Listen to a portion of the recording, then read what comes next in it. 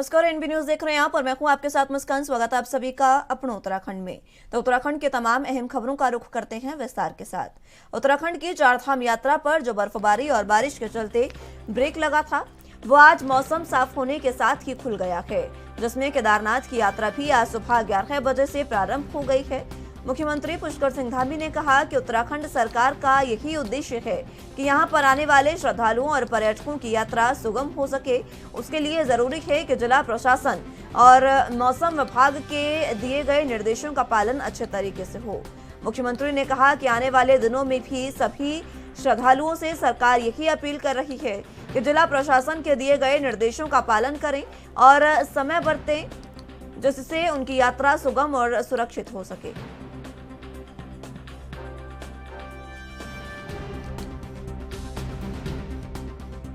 और चार धाम यात्रा चूंकि पिछले दिनों थोड़ा केदारनाथ जी की यात्रा बाधित हुई थी और भारी बर्फबारी पिछले एक महीने से लगातार होती रही है, उसके बावजूद भी दर्शन करने वाले श्रद्धालुओं की संख्या लगातार बढ़ी है। हालांकि बीच बीच में मैंने स्वयं भी अपील की थी, हमारे प्रशासन के लोगों ने भी अपील की थी कि मौसम ठीक हो जाए तभी वो यात्रा को आगे बढ़ाएं, यात्रा में आगे आएं, क्योंकि हम चाहते हैं कि उत्तराखंड में चार धाम आने वाले सभी श्रद्धालु तीर्थयात्री उनको किसी भी प्रकार की परेशानियों का सामना न करना पड़े, इसलिए अपील जारी की थी। लेकिन अब क्योंकि मौसम ठीक हो रहा है, लेकिन फिर भी मैं ये कहना चाहता हूँ कि जो भी यात्रा में आ रहे हैं, जितने भी श्रद्धालु देश विदेश से आ रहे हैं, उन सभी से मेरा अनुरोध है कि मौसम की जानकारी अवश्य प्राप्त कर लें और मौसम की जानकारी प्राप्त होने के बाद उत्तराखंड में पिछले लंबे समय से बिना रोक टोक जमीन खरीद फरोख्त का काम चल रहा है। ऐसे में ऐसे व्यक्ति भी जमीन बड़ी मात्रा में खरीद रहे हैं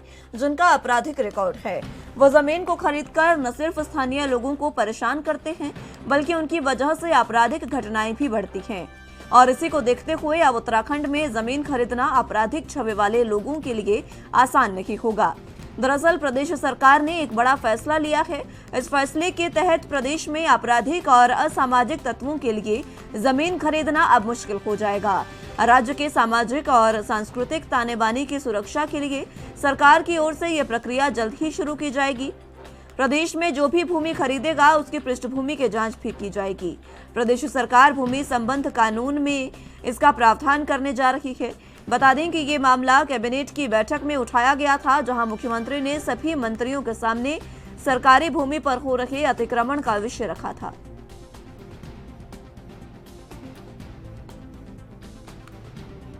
देखिए, प्रदेश के अंदर लगातार इस प्रकार की बातें आती रही हैं कि कहीं न कहीं अनेकों स्थानों से आकर जिनके पीछे का रिकॉर्ड की जानकारी भी नहीं होती है, किस प्रकार का उनका रिकॉर्ड रहा है, किस प्रकार की पृष्ठभूमि रही है, वो सब आकर उत्तराखंड के अंदर बसने लगे थे, जिसके कारण से कई बार कानून व्यवस्था की स्थिति, यहाँ का जो शांत वातावरण है, उस वातावरण में कहीं न कहीं कोई इस प्रकार का बिखराव जो दिखाई देता था, उसको ठीक करना, क्योंकि ये धर्म, अध्यात्म, संस्कृति और देवों का केंद्र है उत्तराखंड देवभूमि।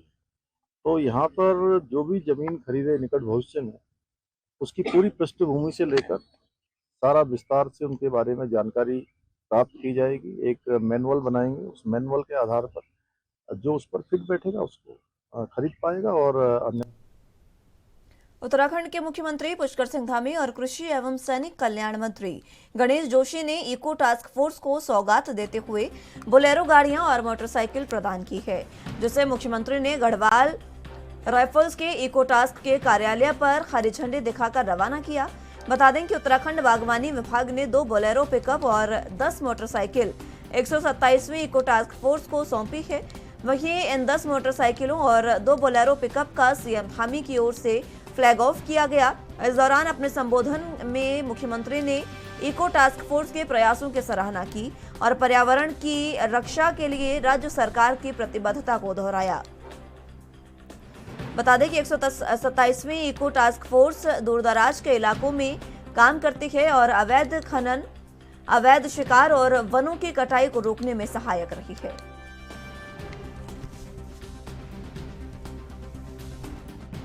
इको टास्क फोर्स पर्यावरण संरक्षण के क्षेत्र में और पौधारोपण के क्षेत्र में, वृक्षारोपण के क्षेत्र में लगातार काम करती है। इससे कहीं न कहीं पर्यावरण का संरक्षण भी होता है, संवर्धन भी होता है और जो हमारी आबो-हवा है, उसको और शुद्ध करने में, पर्यावरण को अच्छा बनाने में इको टास्क फोर्स का बहुत बड़ा योगदान है। और आज इस प्रकार से उनको बोलेरो और मोटरसाइकिल मिल गई हैं, तो उससे निश्चित रूप से उनकी जो क्षमता है वो बढ़ेगी, काम करने की जो तीव्रता है और बढ़ेगी।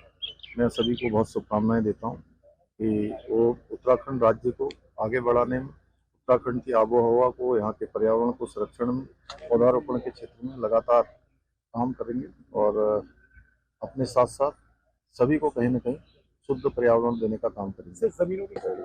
देखिए, इको टास्क फोर्स पिछले 40 वर्षों से पर्यावरण के क्षेत्र में एक बहुत ही सराहनीय काम कर रहा है। अगर आपको ध्यान होगा, पहले मसूरी के पहाड़ बिल्कुल नंगे हो गए थे, सफेद दिखाई देते थे। जब से इको टास्क फोर्स ने काम करना शुरू किया, क्योंकि मैं लगातार इससे जुड़ा हुआ हूँ, आज जो हर जगह हरियाली दिखाई देती है, उसका श्रेय जाता है तो इको टास्क फोर्स के जाता है। और क्योंकि मैं गढ़वाल राइफल का एक पुरुष सैनिक हूँ, मैं एक कार्यक्रम में जब मुझे रेजिंडिंग पर यहाँ पर बुलाया गया, तो यहाँ के जवानों द्वारा मुझसे मांग की गई कि जोशी जी, हमें 2 बोलेरो और मोटरसाइकिल चाहिए, क्योंकि विधायक एमएलए फंड खत्म हो चुका था। कहते हैं ना, where is a will there is a way. तो आदमी की कुछ करने की इच्छा होती है तो रास्ते ढूंढता है। मैंने हीरो होंडा के लोगों से बात की और आज CSR के माध्यम से कम 40 लाख की, क्योंकि हमें 1 लाख से ऊपर की एक मोटरसाइकिल है और लगभग 15 की गाड़ियां हैं, ये हमें उपलब्ध कराई गई है। और इससे जो इको टास्क फोर्स जो काम कर रहा है, उस काम में गति आएगी।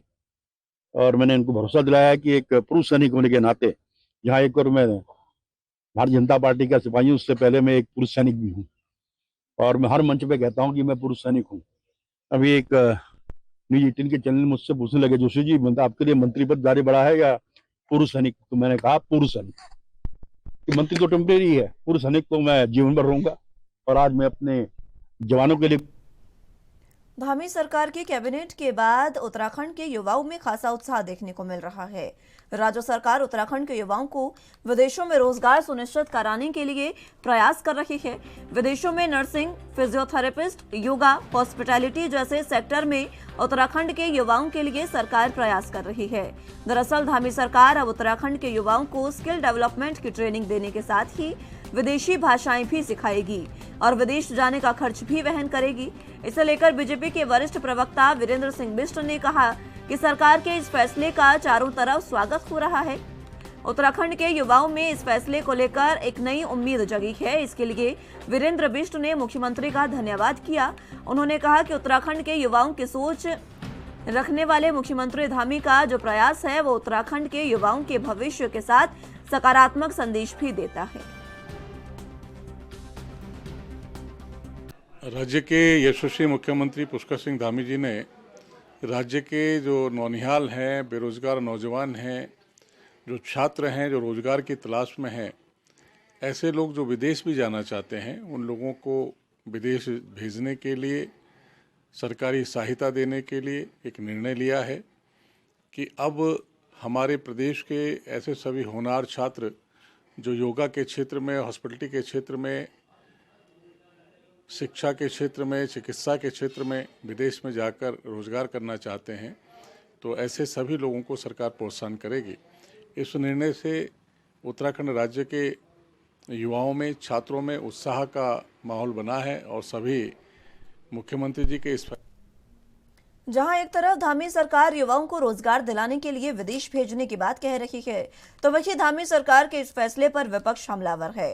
कांग्रेस के मुख्य प्रदेश प्रवक्ता गरिमा दसोनी ने कहा कि एक तरफ हो रहे घोटालों पर आप नकेल नहीं कस पा रहे हैं, भ्रष्टाचारियों का आप कुछ बिगाड़ नहीं पा रहे। जिस तरह से युवाओं का भरोसा लोक सेवा आयोग से उठ चुका है और उत्तराखंड अधीनस्थ सेवा चयन आयोग से उठ गया है, उसको आप पुनर्स्थापित नहीं कर पा रहे हैं। उन्होंने कहा कि यहाँ के युवाओं को आप लाठियों से पीटने का काम कर रहे हैं, लेकिन अब आप युवाओं को विदेश में नौकरी दिलाने का सपना दिखा रहे हैं। उन्होंने सरकार पर आरोप लगाते हुए कहा कि जब आप उत्तराखंड में ही युवाओं को नौकरी दिलाने में नाकाम साबित हो रहे हैं, तो विदेश में नौकरी दिलाने का जो ये सपना आप दिखा रहे हैं, इसका क्या आधार है? विदेश के अंदर ऐसा कौन बैठा है जो उत्तराखंड के युवाओं को प्राथमिकता के आधार पर नौकरी देगा?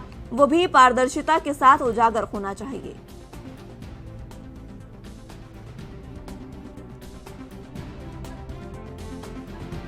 धामी जी मजाक कर रहे हैं क्या प्रदेश के युवाओं के साथ? एक तरफ तो यहाँ हो रहे घोटालों पर आप नकेल नहीं कस पा रहे हैं, भ्रष्टाचारियों का आप कुछ बिगाड़ नहीं पा रहे हैं, जिस तरह से भरोसा यहाँ के लोक सेवा आयोग और अधीनस्थ सेवा आयोग से उठ गया है युवाओं का, उसको रीइंस्टेट या पुनर्स्थापित आप नहीं कर पा रहे हैं। यहाँ के युवाओं को लाठियों से आप पीटने का काम कर रहे हैं और अब सपना दिखा रहे हैं आप विदेश में नौकरी दिलाने का। जब यहाँ उत्तराखंड राज्य में आप नौकरी नहीं दिला पा रहे हैं, तो विदेश में नौकरी दिलाने का ये जो सपना आप दिखा रहे हैं, इसका आधार क्या है? विदेश में कौन ऐसा बैठा हुआ है जो यहाँ के युवाओं को पहली प्राथमिकता पे नौकरी देने वाला है? वो भी तो उत्तराखंड के वित्त मंत्री प्रेमचंद अग्रवाल के साथ ऋषिकेश में हुई घटना को लेकर जहां कांग्रेस मुखर है, तो वहीं पूर्व विधानसभा अध्यक्ष और वरिष्ठ कांग्रेसी नेता गोविंद सिंह कुंजवाल ने कहा कि एक राजनीतिक पद पर होने के बाद जिस तरह से सड़क पर खुलेआम मंत्री मारपीट कर रहे हैं, इससे साफ दिखाई देता है कि बीजेपी में किस प्रकार की दबंगई है। उन्होंने बीजेपी को नसीहत देते हुए कहा कि बीजेपी को इस मंत्री को सीधे सीधे हटा देना चाहिए। उन्होंने कहा कि इस तरह के जनप्रतिनिधि समाज और राजनीति पर घातक हैं।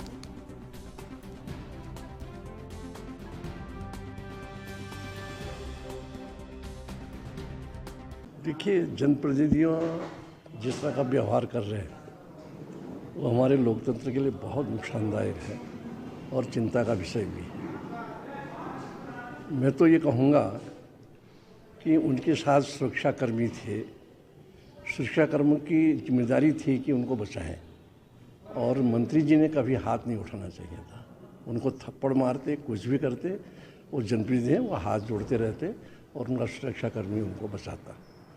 और ये तो ऐसा है, ये दबंगीगिरी भारतीय जनता पार्टी के लोगों में है ही, मेरा साफ कहना है, आरोप भी है। और उन्होंने इस देश के राजनीतिक माहौल को बिगाड़ने का काम भी किया है और उनको स्वयं में आत्मचिंतन करना चाहिए कि हमारे देश का लोकतंत्र, हमारे देश की राजनीति किस दिशा की ओर जा रही है। ये भविष्य में जो भी आएगा उसके लिए भी नुकसानदायक होता है। इसलिए मेरी तो ये मांग है कि अगर थोड़ी भी नैतिकता भारतीय जनता पार्टी के अंदर है तो उनको तत्काल उनके पद से हटा देना चाहिए, अन्यथा ये साफ जाहिर हो जाएगा, साफ आरोप लगेगा कि भारतीय जनता पार्टी पूरी इसमें इन्वॉल्व है, लिप्त है। कर्नाटक में कांग्रेस की ओर से जारी घोषणा पत्र में विश्व हिंदू परिषद की युवा इकाई बजरंग दल पर प्रतिबंध लगाने का वादा किया गया है। कांग्रेस के घोषणा पत्र में कहा गया कि वो सभी संगठन जो जाति धर्म के नाम पर नफरत और दुश्मनी फैलाते हैं, उन्हें वो बैन करेंगे। कांग्रेस की इस घोषणा के बाद देश भर में बवाल छिड़ गया है।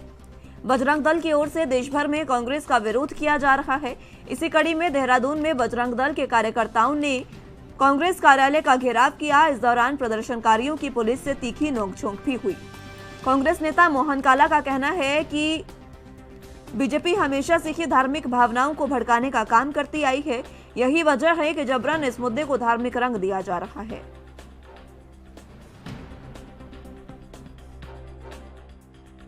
वाले लोगों को बांध दिया गया।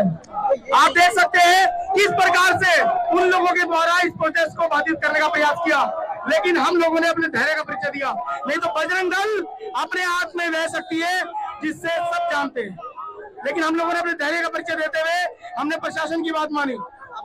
और देखिए, प्रदर्शन का सबसे बड़ा कारण है कि देशभक्ति के नाम पर कार्य करने वाले संगठन को पीएफआई जैसे संगठन के साथ संलिप्त कर उस पर रोक लगाने की मांग करना, वो भी कांग्रेस पार्टी यह चाहती है भारत देश में इस्लामीकरण हो जाए और हम किसी भी प्रकार उस कार्य में बाधा बन रहे हैं और इसी बाधा को खत्म करने के लिए वह बजरंग दल पर कार्रवाई करने का प्रयास करने का एक सपना सोचे बैठी है, जो कभी कामयाब नहीं होगा।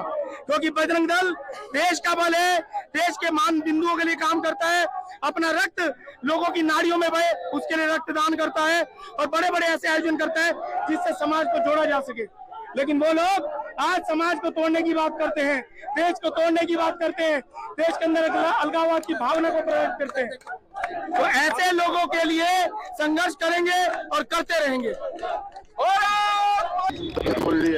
देखिए, पूरे देश का सांप्रदायिक माहौल जो है आज भारतीय जनता पार्टी कर्नाटक में जिस तरीके से विधानसभा के चुनाव में वहाँ की जनता खदेड़ के भगाने का काम भारतीय जनता पार्टी के लोगों कर रहे हैं। आज भारतीय जनता पार्टी ने जो एक इनके पास एक एजेंडा होता है धार्मिक माहौल बिगाड़ने का, आज उसी काम को फिर से करने जा रही है। मैं बजरंग दल के अपने साथियों से पूछना चाहता हूं, जब इस प्रदेश के अंदर ऋषिकेश के अंदर धर्म नगरी में अंकिता भंडारी प्रकरण होता है, उस बेटी का रेप और उस बेटी को मार दिया जाता है, गंगा में बहा दिया जाता है, तब बजरंग दल के लोग कहां सोए थे? मैं पूछना चाहता हूं, क्या अंकिता भंडारी हिंदू नहीं थी? जब किरण नेगी के बलात्कारियों को रिहा कर दिया जाता है सुप्रीम कोर्ट से, तब बजरंग दल कहां थी? जब हाथरस के अंदर एक बेटी को रात को 2:30 बजे पेट्रोल डालकर जला दिया जाता है, क्या वो हिंदू नहीं थी, दलित की बेटी? वो बजरंग दल के लोग कहां थे? और आज आप देखिए कि कांग्रेस के लोग कांग्रेस भवन में अपनी शांतिपूर्वक तरीके से अपनी मीटिंग कर रहे थे, पर बजरंग दल के लोगों ने आज इस शहर के माहौल को फिर से बिगाड़ने का काम किया, जब इन्होंने यहाँ से उग्र करने का इस प्रदर्शन को काम किया, यहाँ से लाठी डंडे और हथियारों के।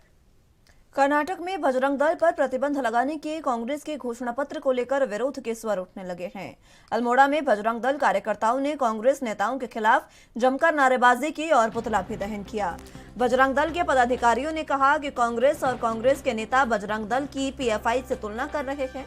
पदाधिकारियों ने कांग्रेस को हिंदू विरोधी बताते हुए ईंट का जवाब पत्थर से देने की बात कही है।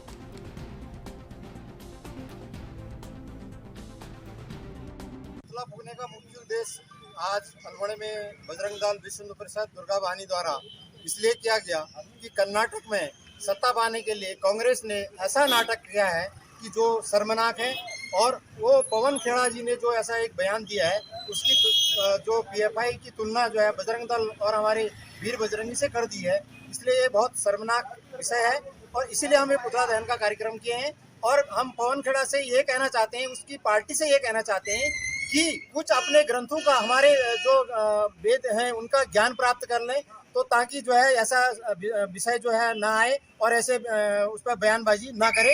इसका हम विरोध करेंगे पीएफआई से और ऐसे उससे संगठनों से। अगर हमारी बजरंग दल की अगर तुलना की जाएगी तो हम उसका घोर विरोध करेंगे। अभी तो हमने पुतला फूका है, और अगर भविष्य में ऐसा हिंदू समाज संतों के ऊपर कोई ऐसा अत्याचार या इस तरह के कोई प्रकरण आएगा तो हम आने वाले समय में ऐसे बयानबाजों। G20 की तरह ही Y20 के कार्यक्रम की अध्यक्षता करने का मौका भी भारत को मिला है। उत्तराखंड के ऋषिकेश में आज Y20 कार्यक्रम का शुभारंभ मुख्य अतिथि राज्य की कैबिनेट मंत्री रेखार, एम्स के डायरेक्टर मीनू सिंह और स्वामी चिदानंद मुनि महाराज ने किया।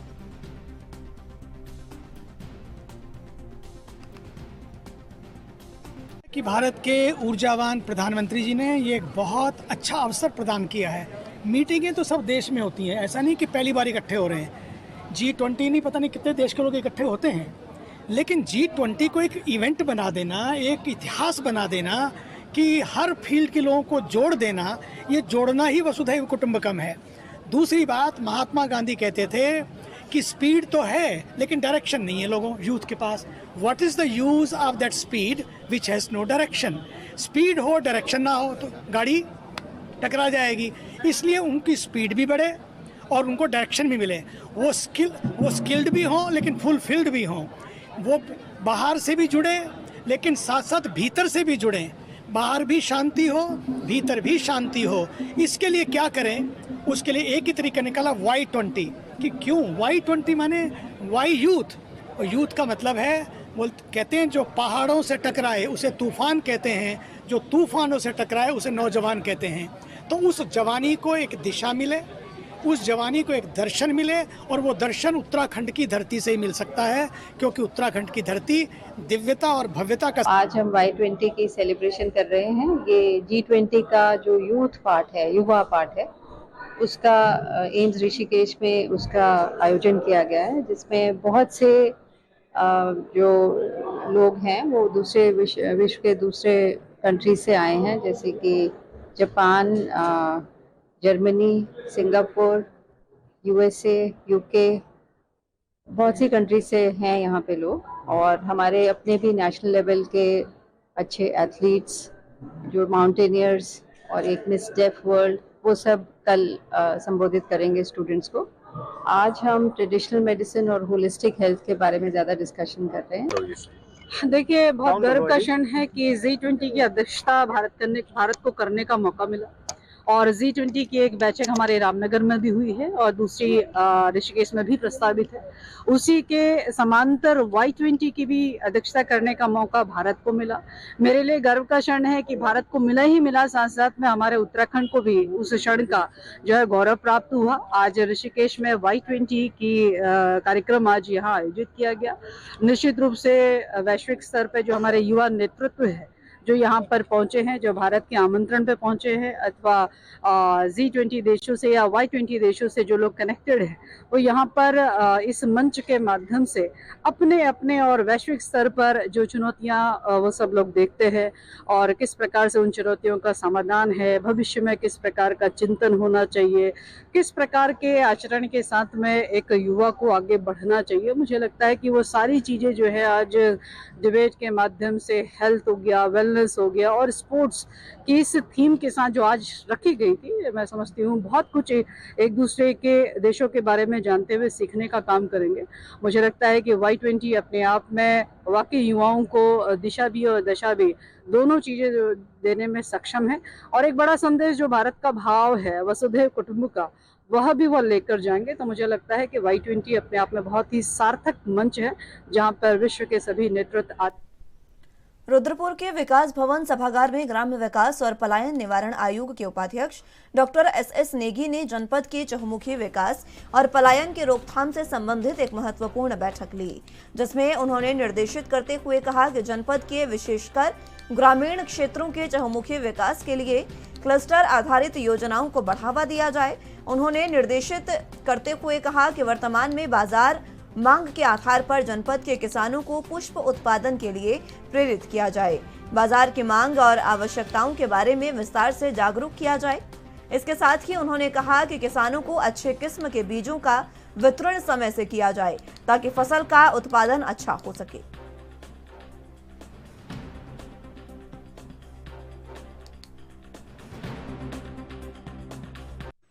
देखिए, पर्यटन के अलावा सभी दिशा निर्देश नहीं, सुझाव लेने आया था आयोग और क्या शीतलीकरण हो सकता है, क्या सुधार हो सकता है, किस तरह से हमारे जो नौजवान बेरोजगार हैं उनको क्या सरकार की योजनाओं से क्या मदद मिल सकता है। पर्यटन में भी बातें आई हैं, उद्योग में भी आई है, कृषि में भी आई है, हर फील्ड में आई है। इसके बाद क्योंकि माननीय मुख्यमंत्री इसके अध्यक्ष हैं तो माननीय मुख्यमंत्री को ये सारे सुझाव बताए जाएंगे और सरकार प्रयास करेगी कि और यहाँ पर उन्नति हो। सर, यहाँ सबसे ज़्यादा पलायन को लेके है, उसके लिए क्या है? पलायन को लेके है नहीं, ये असल में ये आयोग ग्राम विकास एवं पलायन आयोग है, तो ग्राम विकास पे ज़्यादा फोकस है। पलायन यहाँ स्थानीय पलायन है, वैसे वो जो पहाड़ में पलायन है उस प्रकार का पलायन नहीं है। स्थानीय पलायन है, फैक्ट्री में जा रहा है, 8-10 हज़ार 12 हज़ार की नौकरी कर रहा है, 15 हज़ार की नौकरी कर रहा है ना, जबकि वो शायद अपना काम करे तो उससे ज़्यादा कमा। रुड़की के कलियर शरीफ के दरगाह क्षेत्र में अवैध अतिक्रमण पर बुलडोजर चला है। यहां कलियर में हाउस से लेकर पीपल चौक तक अवैध अतिक्रमण हटाओ अभियान चलाया गया। अभियान के दौरान कलियर नगर पंचायत प्रशासन, दरगाह प्रशासन और SDM विजयनाथ शुक्ला मौजूद रहे। इस मौके पर विजयनाथ शुक्ला ने बताया कि पिरान कलियर दरगाह विश्व भर में प्रसिद्ध है और यहाँ पर दूर दराज से लोग आते हैं।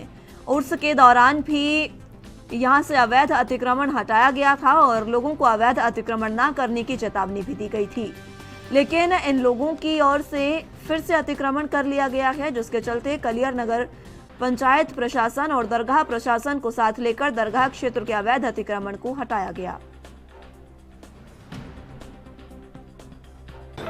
देखिए, जैसा कि आपको अवगत है कि दरगाह पीरान कलियर पूरे भारत में प्रसिद्ध है। यहाँ देश के कोने कोने से लोग आते हैं और पिछली बार मेले से पहले सारा अतिक्रमण हटाया गया था और लोगों को कहा गया था, चेतावनी भी दी गई थी, अनुरोध भी किया गया था कि दोबारा अतिक्रमण न हटाएं, लेकिन उसके बावजूद लोगों ने दोबारा कर लिया। और आप देख सकते हैं कि अतिक्रमण हटाने के बाद नालियों पे कवर कराया गया था, एंगल लगाया गया था और दोबारा लगाने के बाद भी दोनों बार बार अनाउंसमेंट कराया गया, चेतावनी दी गई, उसके बावजूद लोगों ने अतिक्रमण नहीं हटाया। तो उसी क्रम में आज यहाँ आके दरगाह प्रबंधन, नगर पंचायत, पुलिस और रुड़की के पिरान कलियर दरगाह साबर पाक की मेले वाली भूमि पर जमीन बचाओ समिति लंबे समय से लड़ाई लड़ती आ रही है।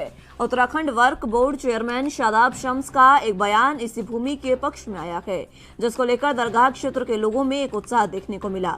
शादाब शम्स के बयान को लेकर दानिश एडवोकेट सभासद नगर पंचायत पिरान कलियर ने कहा कि वक्फ बोर्ड चेयरमैन शादाब शम्स के बयान से एक उम्मीद जगी है कि अब दरगाह की मेले वाली भूमि बचाई जा सकती है।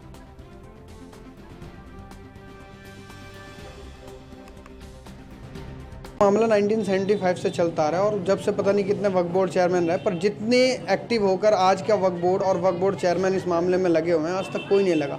पहली बार वक्फ बोर्ड चेयरमैन ने साबरी जमा मस्जिद में खड़े होकर कहा कि आप सज्जादे हैं, आप खादिम और मालिक एक वक्त पे नहीं हो सकते, या तो खादिम रहिए या मालिक रहिए। अगर आपको सज्जादे बनना है तो इस मुकदमों को वापस लीजिए, वरना हम आपके दुश्मनों की लिस्ट में खड़े होंगे। उसके बाद उन्होंने एक इंटरव्यू दिया, उसमें साफ किया कि अगर मैं साबिर पाक की ज़मीन भी नहीं बचा पाया तो मैं वक्फ बोर्ड के पद से इस्तीफ़ा दे देता हूँ। मैं चेयरमैन साहब को कहना चाहता हूँ कि आपके पीछे कलियर का हर आवाम खड़ी है, साबिर पाक के सभी मानने वाले खड़े हैं, आप किसी भी बात की टेंशन ना लें। 10,000 लोग नहीं, 1 लाख लोग अपने हाथ से हस्ताक्षर करके, अपने खून से हस्ताक्षर करके लेटर लिखने को तैयार हैं प्रधानमंत्री को। हम आपके नेतृत्व में आपके पीछे खड़े हैं, आप आगे चलिए। हम जहाँ भी अगर हमारे खून की आवश्यकता पड़ेगी तो हम खून देंगे। यहाँ के सो कॉल सज्जादे हैं जो अपने आप को सज्जादे कहते हैं, उनका ऑन रिकॉर्डेड बयान है उनके बड़ों का। उन्होंने कहा कि हमारी तन पे जो कपड़े हैं वो भी साबिर पाक के हैं, और वो खुद अपने आप को सज्जादे कहते हैं, खादिम कहते हैं, गुलाम कहते हैं दरगाह साबिर पाक के। और सरकार मखदूम पाक के खिलाफ ही मुकदमा लड़ रहे हैं और इन्हीं की ज़मीन को हथियाना चाह रहे हैं। पहली बार वक्फ बोर्ड इतना आक्रामक तरीके से बल्लेबाजी कर रहा है और मुझे उम्मीद है जिस आक्रामक तरीके से वो खेल रहे हैं, मुझे उम्मीद है इंशाल्लाह इस बार चेयरमैन साहब इस ज़मीन को बचाएं। 2014 से हम इसमें लड़ाई को लड़ रहे हैं। इन्होंने आगे ये बताया था कि हम सुप्रीम कोर्ट से इस ज़मीन को जीत आए। हमारा ये कहना था कि तुम सुप्रीम कोर्ट से नहीं जीतते। इस बात को क्लियर डीएम साहब ने कर दिया कि ये सुप्रीम कोर्ट और या हाई कोर्ट से नहीं जीत का है, ये मामला अभी यही है। और रही चेयरमैन साहब की बात, मैं तो ये कहूँ कि जैसा चेयरमैन वो मिला है, अल्लाह उनकी उम्र में दराज करे और उन्हें हौसला अफजाई दे इस बात का। फिलहाल के लिए अपना उत्तराखंड में मेरे साथ बस इतना ही। तमाम अहम खबरों के लिए आप देखते रहिए ANB न्यूज़। नमस्कार।